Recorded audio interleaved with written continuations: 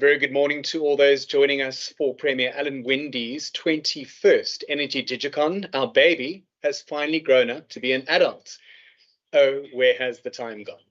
It's a great privilege to be in your company once again this week. We're putting the focus on artificial intelligence, and we're asking what role, if any, will artificial intelligence, AI, play in the energy space? And we will do our best through our guest this week to dispel any myths and to try and create a better narrative around the benefits of artificial intelligence and what it can offer in these critical spaces like energy. Speaking to that, I'd like to welcome our special guest this week, Mr. Martin Svensson of AI Sweden, and he'll be talking us through the benefits of AI and artificial intelligence. He'll also give us a little background on what his organization does and the important work that it does. Of course, I'd like to welcome Premier Alan Windy and the Western Cape Government's Special Advisor on Energy, Mr. Alvie Lester. A very good morning to you, gentlemen, as well. With that, let's move on to the housekeeping rules. Those of you who are not familiar with those, through the duration of the Digicon, for those joining us from outside of the panel, if you could kindly keep your cameras and your microphones off. I will then indicate at what stage of the Digicon we'll be taking those questions. And if you could indicate who you'd like to pose the question to, either the Premier, Mr. Lester, or Mr. Svensson.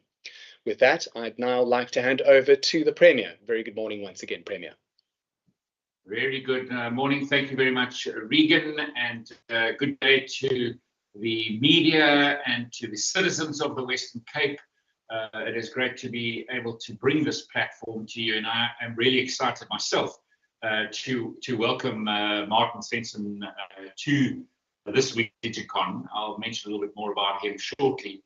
And then, of course, Alvie Lester also to talk to us about where we are in our overall energy plan. But just in starting, can I say that I was encouraged this week by the job numbers yet again. Another quarter where in the province we're seeing an increase in jobs, we're seeing a decrease in unemployment. Unemployment rate came down by 6.6%, so we are now sitting at just over 20% as an unemployment rate. It is still way, way, way too high, and that's why we've got to have growth jobs, strategy of growing our economy and creating more jobs. But I'm enthusiastic by the continual quarter-on-quarter numbers growth in our province. And I want to thank all of those entrepreneurs and those business owners who keep confidence and growing and employing. And of course, those investors who keep on investing in our region, despite some of the pressures and specifically in energy. We've got to get energy right to increase investment, and that's obviously why we are holding these Digicons. I also must just reflect, I saw yesterday that Cape Town's Formula E was voted as the best venue in the last year for hosting Formula E, topping out and beating other venues where the race took place across the world. So once again, well done to the team, and of course Cape Town always showing its best when we host these kind of events, and so that was very exciting to see. And yesterday I was at the launch of the Amazon Web Services online and physical training school for future jobs, for tech and innovation and AI and the kind of jobs of the future. And this is the first training center that they have built outside of the USA. And of course, this training center feeds Europe, Middle East, as well as the whole of Africa. And they are free courses, and they want to have about 1 million is their target, 1 million citizens getting free lessons or free courses with a certified or a certificate at the end of it, which is recognized worldwide. So again, an international company out of the US basing themselves in the Western Cape, but also based on their long history of even developing cloud computing all the way from the southern tip of Africa. This is where it began in 2004 for Amazon Web Services for their cloud computing work that is now a global best practice. So these are some really exciting things that are happening. But of course, we are here to talk about energy. And before I hand over to Alvie, I just wanted to say I was at a business seminar hosted by Westgrow, and Martin Svensson from AI Sweden was the speaker. And he really planted some serious seeds and opened my eyes to the difference that AI is going to make as we journey into this new world of energy, and our big opportunities of utilizing the crisis. Never waste a good crisis. Make sure you utilize that to get better carbon energy or low carbon and green energy into our system, which will enable us as a long-haul tourism destination, but even more so enable our agri products and our export products into markets that are going to be drawing lines around what your carbon energy base is. But of course, AI helps you when you make a policy decision, and I'm sure Martin's going to speak about it. He mentioned Volvo and their decision to have battery-driven trucks, and then how that comes back through AI to determine the ability to deliver. And of course, that's exactly what we need to be doing at the same time in our region as we move to our new megawatts of power coming into the system locally in our municipalities and across the province. But once again, welcome. Thank you very much for joining us. I just also want to say that I might not be here for the end question time. I'm not behind the banner as usual. I'm at the airport and will be boarding a plane shortly. I'll hang on as long as I can. But thank you once again, and can I hand straight over to Albie? Good morning, Premier, and good morning to the public that have joined us, as well as the media and our colleagues online as well. Thank you very much, Premier. Let me bring up the presentation quickly.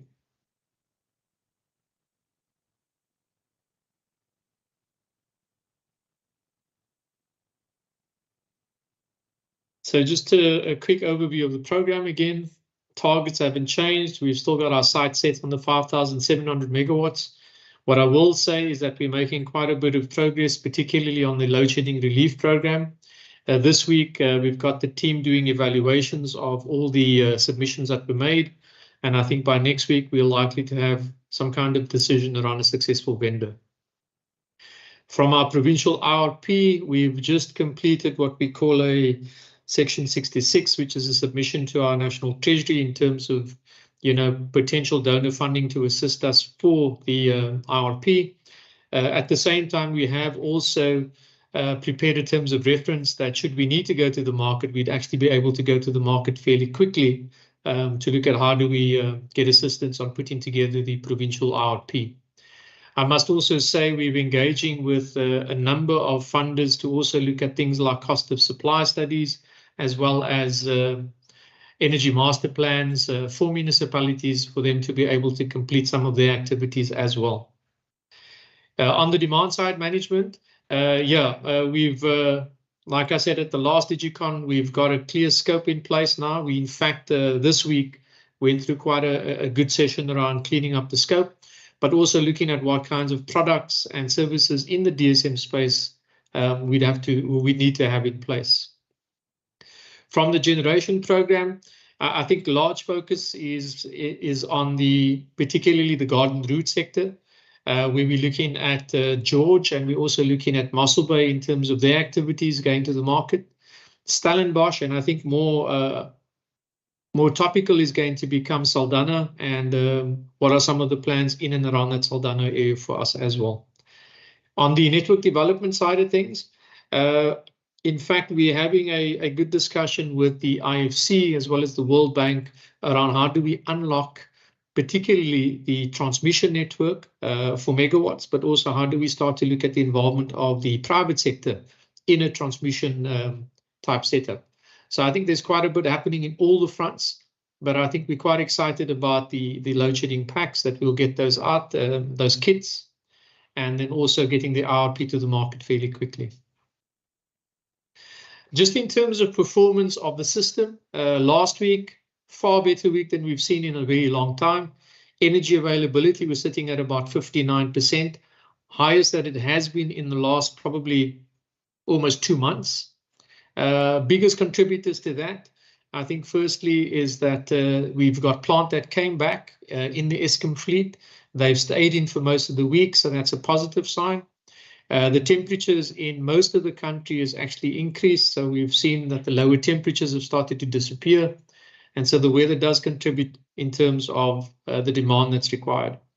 I think the other factor to pay attention to is that Eskom has in fact increased the planned maintenance, and this is part of the summer maintenance plan. You'll see that number jump from 6% to just over 7.2%. And this is normal. As we move towards the summer, I think we'll start to see the summer maintenance plan take effect.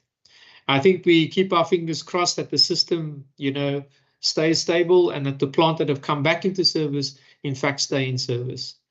The other thing is obviously we've, after last week's Digicon, got some confirmation from Coburg that they plan to synchronize Unit 1 back into the system at the beginning of November, which means that we do get 1,000 megawatts into the system. But we mustn't forget that we also then take out Unit 2, which means 1,000 goes out of the system again for the next few months. But yeah, things are looking positive, upward trend, still far off from where we need to be, but the trend is in the right direction, and that's a good sign for us. If we look at the week ahead, prognosis for the week of the 21st of August, you can see Eskom's view of it is in fact that it was going to always be a red week for all of us. So effectively, we would see at least 2,000 megawatts of shortage of generation. I do think that this might be slightly reviewed given the fact that the plant has stayed on. But I think, I'm being optimistic because the plant stayed in for a week, and so that's quite a positive sign.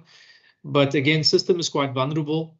It really just requires either 1 or 2 units at particular plants to go down, and then, we would be back into at least 1,000 megawatts of short generation shortage. But we'll keep our fingers crossed. I do think, again, it's better that we plan for the worst case scenario, which is that we will be in stage 4. And if we happen to be in stages 1 and 2, I think, yes, it's a bit of breathing space. But of course, where we want to be is no load shedding. But again, that's the longer term plan. I think in the interim, what we need to do is just plan around what's available to us and what we can do in the week ahead. So stages 4 is where I see it being for the next coming week. And I think if the weather holds up and the unit stays in, we'll see some reprieve. And we'll probably see that a couple of hours of the day that we drop to stages 1 and 2, and then likely over peak go back up to 4 again. So yeah, another red week ahead, but hopefully things will start to turn and stay in our favor. Thank you, Premier. Thank you very much. Thank you very much, Alvi. And as usual, giving us that perspective where we are. And I think most importantly that, this is a long journey that we're on. I know everybody, as we say often, wants it just we turn the switch on. It is not as easy when you are sitting on such a lot of sort of latent capacity in our system and the inefficiencies of the system without the servicing that it's needed. And of course, getting new power is a long process of getting the processing right for the investment and calling for those tenders and then enabling it into the grid system across our municipalities. But thank you once again. It now gives me really great pleasure to introduce Martin Svensson from AI Sweden. I have said a few things about him in the beginning, but Martin, thank you so very much for joining us. I must say that when I did get to hear you speak at that Wesgro business interaction, you really did take even my thinking on AI and the way it's used to a different level. And I really want to welcome you here to this platform where we speak to the citizens of the province. And if I can hand it straight over to you. Thank you very much for joining us, Martin. Thank you very much, Premier. It's again a great pleasure to be part of your journey. I was very happy to speak at that business outlook from Wesgro, and I'm very happy to participate here today as well. Let me give you a glimpse of the future. It will be mostly energy focused, but with some AI contributions. So I really like to give you a view of the future, and a future for Western Cape that can be very, very different from what we have today. I think a future where energy is in abundance rather than in a shortage. So just quickly, I run what we call AI Sweden, which is a national center for applied AI. We have the mission to accelerate the use of AI throughout every sector, basically, and we are currently also gathering the energy sector in Sweden. I'm also going to talk about work we do together with Rethink X, a global think tank that has energy as one key component of what they do. And a lot of what I'm going to talk about is really based on the research they've done. Just also to mention, I have been coming to South Africa for 20 years. I recognize the situation you're in from an energy perspective. I serve on a board on a Western Cape-based company also, so I have more insight to the local environment than most foreigners, I will say. So this is our mission at AI Sweden, and this is really, really broadly oriented. We want to basically transform any sector that has a benefit from AI, and we have been busy now for 4.5 years. And energy is really one of the major sectors we are taking on in the coming years. We do a lot of international work, both to learn from some of the best, but also to engage in problems that are common for humanity wherever it is. So we could talk at length about the potential of AI in energy. I think, first of all, there would be a lot of use cases when it comes to demand management, and today's generation optimizing the lifespan of windmills or similar. There are a lot of use cases. But looking ahead, I think AI itself is also going to impose even greater challenges on the energy system. We are now moving quickly towards an automated transportation, and such system will be 100% electrified.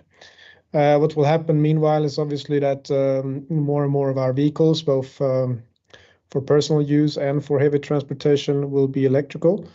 We work closely with some of the companies in this field, not least Volvo Group.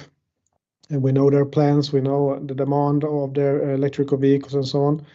And when we have such a system, this will be on electrical energy rather than oil-based. So we really need to dive into this, right? And what I think is really exciting is, if we go beyond what we can do already today, how can AI help build the new system? Because I will call it the new system. And for us as citizens, I think it's also very exciting in a future where we are individual producers of energy through solar primarily. And in the future, we hope we can be able to consume, produce, and trade energy at will. And here AI is gonna play an important role. Imagine a future where we are our own energy producers, and the excess energy we produce, we will be able to trade and have a system that optimizes that for us from a financial perspective. I think that will be really interesting. So let me give you a perspective based on Rethink X research. At Rethink X, we said we are actually entering into one of the most profound disruption of the energy sector that we ever have seen. And we say that the current system will be disrupted by a new one. It's not going to be only fixing the current problems with a one-to-one solution. It would rather be a completely new system that looks very different from the current one.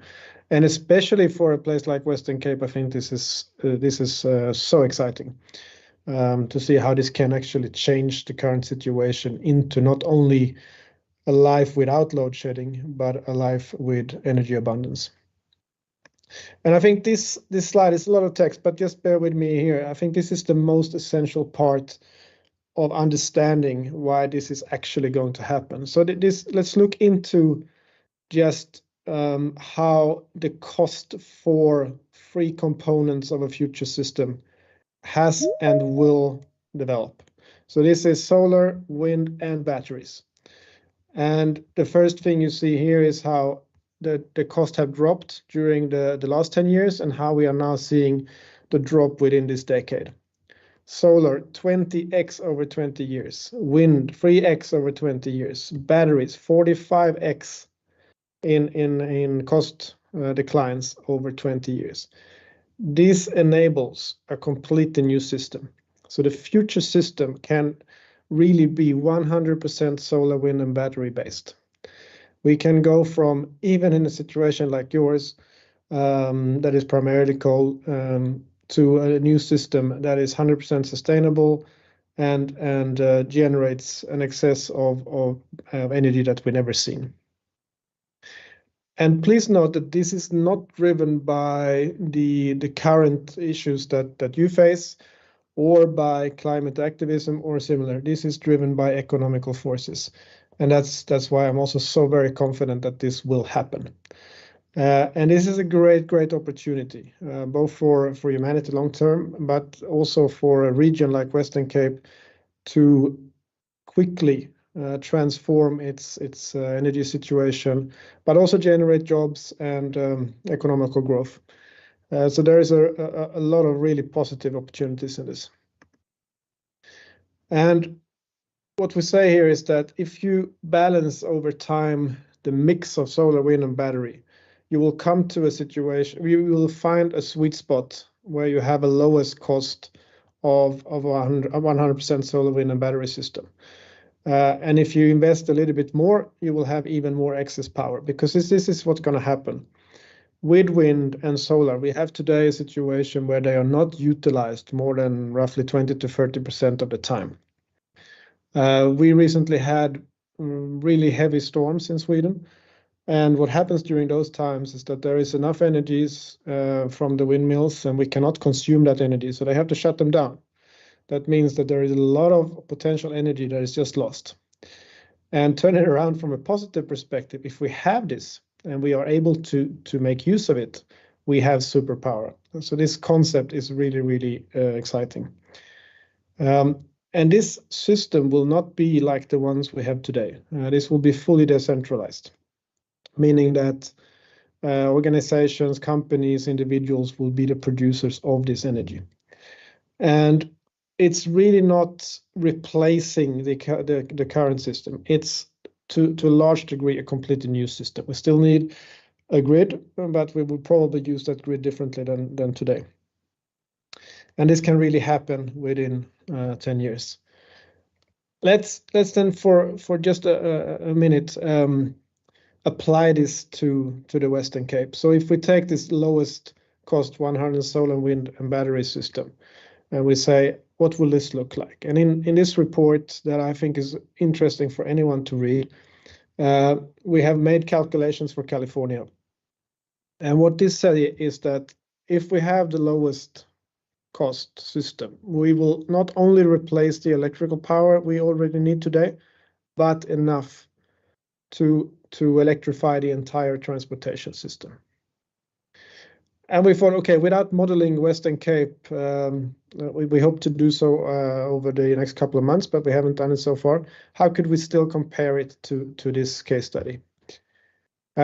So we asked ourselves, if we take the estimates for a full solar wind and battery system for California and translate that into Western Cape, what would it look like? And it turned out that given solar levels and wind speeds, etc., the comparison could be quite straightforward. And this is what we ended up with.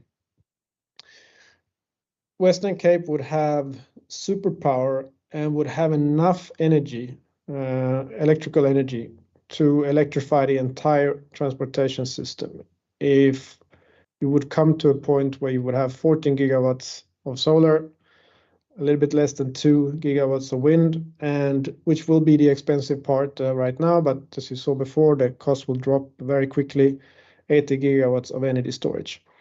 And with the pace of deployments in Western Cape already today, I think this is the journey has been started. And then you would say 14 gigawatts of solar, it's impossible. There will be solar panels everywhere.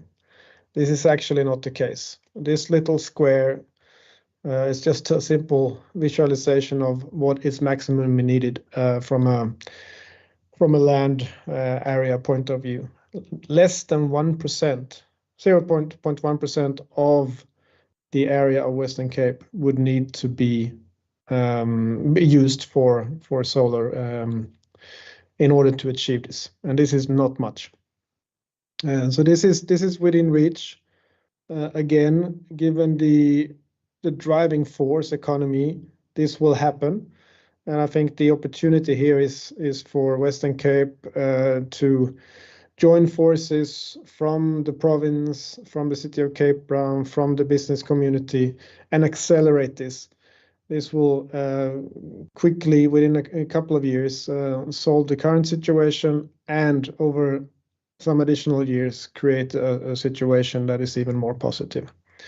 So I hope from my side to be able to contribute to this. I'd like to work towards injecting the Rethink X thinking also into the Western Cape. This work has been started, and if anyone would be interested, don't hesitate to reach out. I'll do my best to respond, and I hope to be part of the continuing discussion with the Premier and with the city and everyone else involved.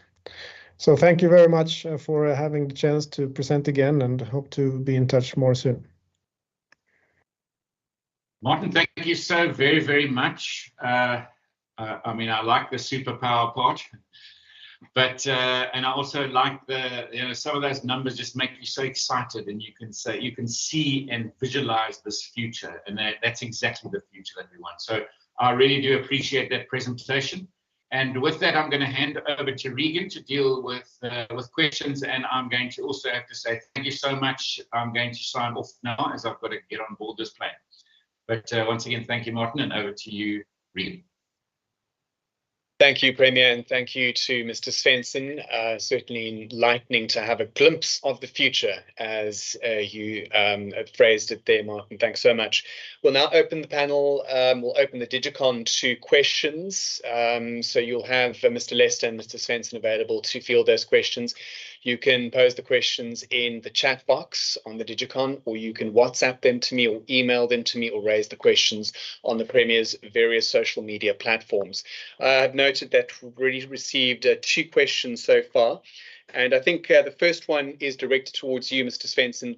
A lot of the discussion so far has been about alternative energy sources, renewable energy, and as you've mentioned, solar, wind, and battery storage. But how do you think one should manage this transition?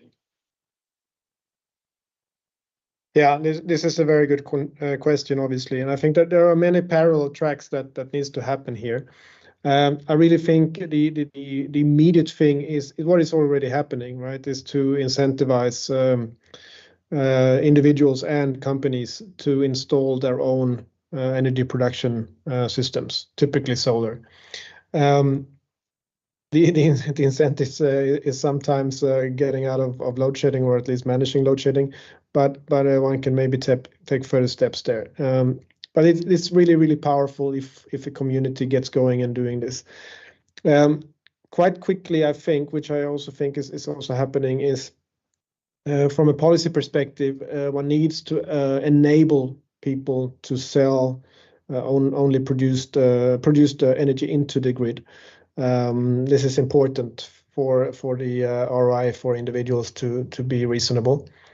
Over time, one is to look into how could this system be transformed into the new one, taking into account both technical and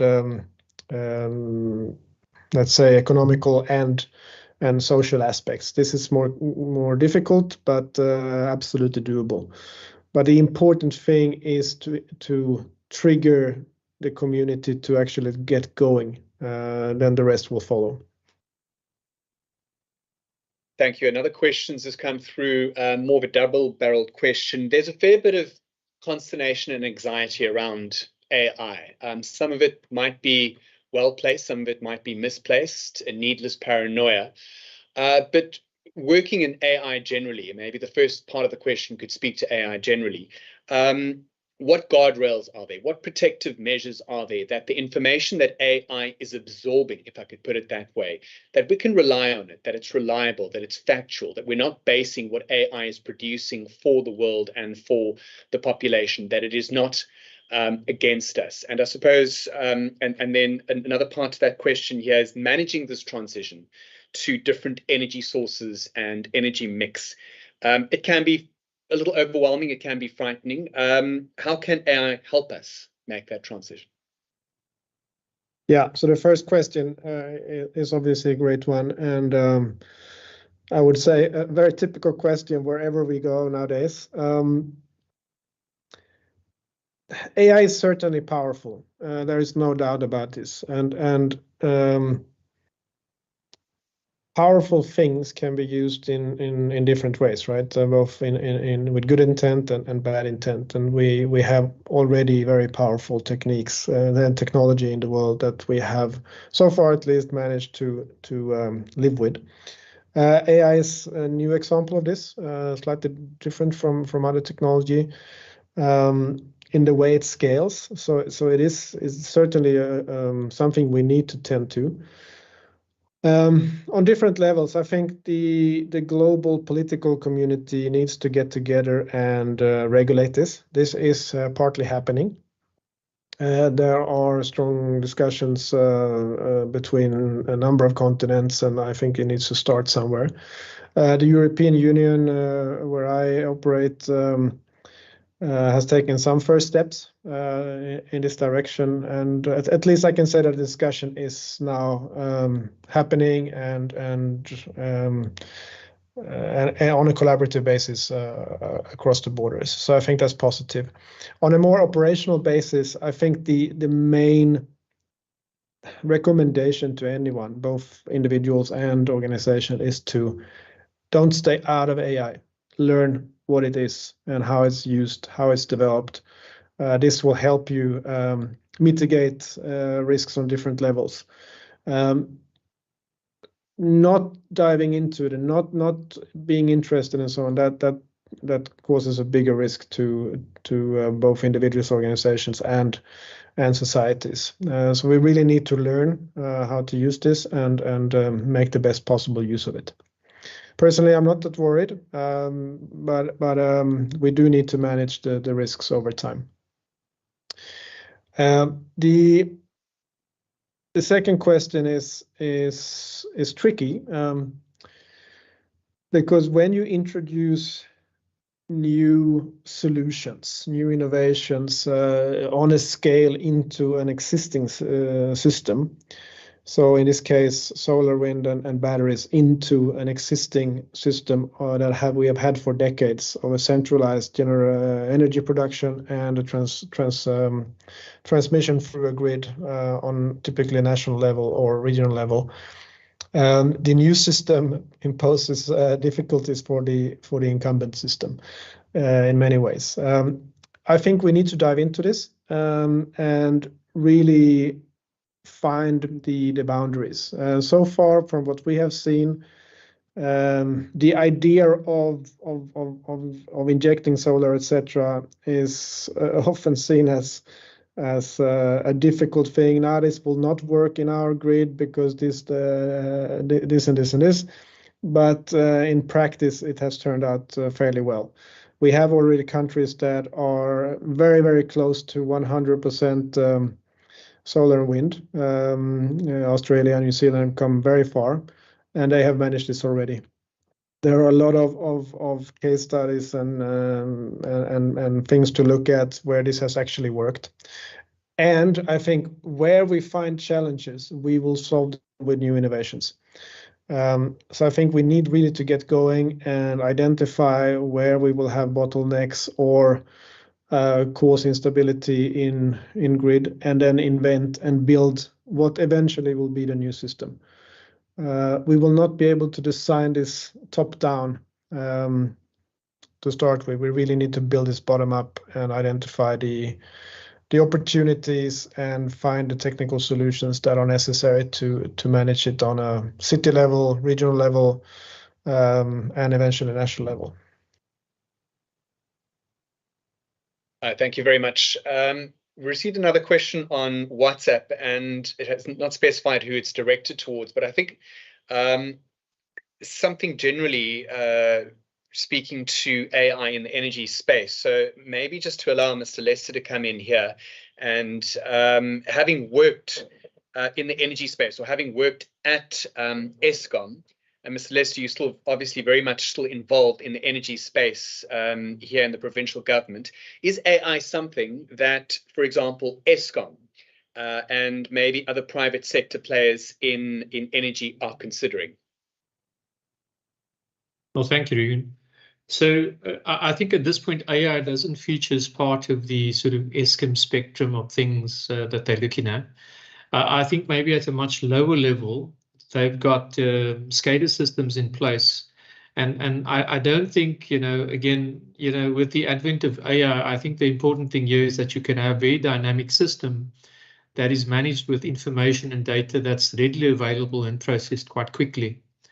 So typically you could have a system operator that responds to things very differently based on AI, as opposed to the conventional way that we're responding to the system at the moment. I think in the general energy space, I think we will start to see that AI starts to play a lot more of a critical role, because you're sitting with, millions and millions of terabytes of information, especially energy information, but also, economic and consumer information. And if you have the ability to sort of link these, your decisions around what energy, at what point, at what price, becomes a rather easier decision when you have a system that's able to do this for you. So I think the opportunity for AI to play a bigger role, particularly in the energy space, is huge. I think what we need to be encouraging, the industry to start to look at this more holistically, and not just try and solve one problem with it, but also look at it as part of the, the industry going forward. Thanks, Regan. Thank you, Mr. Lester. While you are on this, the screen, just another question's come through relating to South Africa's battery storage capabilities and costs and so forth. The cost of battery storage in South Africa, is it coming down? Is it coming down in a meaningful way for the average person out there to start affording or to be able to afford looking at this technology as another component in our energy mix? Yeah, so Regan, I think the two things we need to separate is that you've got what we call long-term storage, and then we've got what we call batteries. And I think batteries generally refer to a lithium or a lead acid type battery that is available. You get different technologies that are emerging all the time. If you're looking at a residential customer that's looking at a solar system with an inverter and a battery, those are typically lead acid and or lithium type batteries. Now, those batteries in the past were quite expensive. I think the lead acid was the cheaper out of the lot, but the issues around reliability, around long-term safety, and replacement windows for that. Your lithium type batteries are obviously more durable, they're lighter, but at some point quite expensive. We have seen in the last few months that the price of the lithium batteries has reduced. Again, it's very much market driven. When there's a huge need for these, I think strangely enough, the price goes up. And when there's very little interest in these things, and we find that the price is reasonable and people can actually move in. But when you're talking about utility size storage options, I think this is really where there is a bit of a concern. Utility size battery storage at this point, although the price is internationally, it is dropping. I think in our country still a little bit too expensive for us to look at sort of long-term storage options. But again, when we talk about storage, we don't just talk about batteries in that space. You could have a whole host of options that give you the same output as a battery. In the long term, the cheapest possible battery you could have, or storage option you could have, is a hydro plant. So Steenbras that the city has, technically speaking, it's one big battery that we're able to switch on and switch off. It is cheap because we just reuse the water all the time. There is a little bit of cost because you have to pump the energy from the bottom dam to the top dam, but it gives you the same functionality of a battery. It's available, dispatchable, and can be used. But I think technologies are starting to develop quite rapidly, and we do start to see that generally the price of utility size batteries are coming down. But we need to get it to a point where it's actually affordable in our country, which I think at this point we haven't reached that point yet. Thanks, Regan. Thank you, Mr. Lester. That's the last question we've received. So we'll just pass a hand over to you once again, Mr. Lester, with your useful fact of the week. Thank you. Thanks, Regan. So yeah, I think maybe the last question ties in quite nicely with a kind of tip I'd like to hand out, both to small businesses and to households. If you are thinking about installing a system at your premise, whether that is your business or your house, I think the important thing is to look at the sizing. That's quite critical. If you can't do it yourself, please make sure that you get a professional in to do the sizing correctly. One of the things to check specifically at a household, it's quite easy. If you're going to be sizing, look at your appliances. There's typically a tag attached to all your electrical appliances. It gives you a rating of the appliance. It also gives you the draw, the current that appliance actually uses. All you really have to do is to add up what you see on your kettle, what you find on your fridge, what you find on your mic, and you start to add these appliances up. They normally come in kVA ratings. If you add those up, it'll give you a fairly good idea of what size inverter and typically what size battery you would need. There is a little bit of room that we leave when we do the sizing for items that you could add that aren't always or constantly at home. You know, like laptops, we take it to the office, but then we come home and we add that in later. The reason why sizing is critical is you don't want to oversize a system or undersize it. Undersizing, obviously, you're going to be very disappointed because when you have load shedding and you think that the system is going to save you, your solar inverter battery system, but if it's incorrectly sized, you are going to find that you are going to lose supply anyways. The downside of upsizing is that you overspend and you don't in fact need that big inverter and that big battery. So sizing is critical. Again, if you can't do it yourself, there are a number of professionals available in the industry that can assist with that. Thank you, Regan. Thanks, Mr. Lester. And with that, it brings to an end our 21st Energy Digicon. And after the business end of things, I think we'll go and celebrate the 21st birthday of our baby. Just like to thank a very big thank you to Mr. Martin Svensson, beaming all the way into our Digicon from Sweden. Thank you for your for agreeing to be part of the Digicon. We really appreciate your insights into this very exciting space, AI. So thank you very much for that. On behalf of the Premier, he sends his greetings and he thanks you very much. Thank you very much to all of those joining us for the Digicon. Same time, same place next week. Have a good week and weekend. Thank you.